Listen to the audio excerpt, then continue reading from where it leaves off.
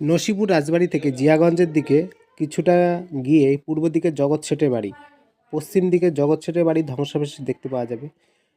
মুর্শিদকুলি খাঁ দিল্লির বাদশাহর নিকট থেকে রাজধানী স্থানান্তর করে তখনই হীরানন্দের পুত্র মানিক চাঁদ জগৎ শেঠ উপাধি ধারণ করে এখানে তার মাহিমাপুরে প্রাসাদ নির্মাণ করেন। মানিকচাঁদ মাহিমাপুরে বাসভবনের সামনে ভাগীরথী পশ্চিম তীরে টাকশাল স্থাপন করেন। সেই টাকশাল এখন দেখতে পাওয়া যায় না। ব্রিটিশ গভর্নমেন্টের নিকট উপাধিপ্রাপ্ত ইন্দ্রচাঁদ মুর্শিদাবাদের শেষ জগৎ শেঠ। জগৎ শেঠের এই যে টাকশাল থেকে ইংরেজদের বিপুল পরিমাণে টাকা সুদের বিনিময়ে ধার দেওয়া হতো।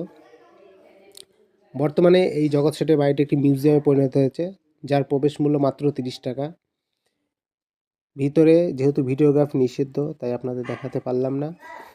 জগৎ শেঠের বাড়িটিতে বিভিন্ন রকম জগৎ শেঠের যে ব্যবহার্য জিনিস সেগুলো আপনারা দেখতে পাবেন এখানে।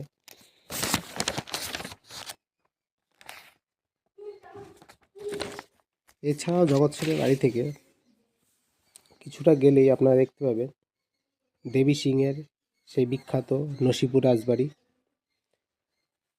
তিনিও মুর্শিদাবাদে যখন উন্নতি চরম শিখরে তখন এখানে ব্যবসা করতে আসেন। নসিপুর রাজবাড়ি নিয়ে ভিডিও আমার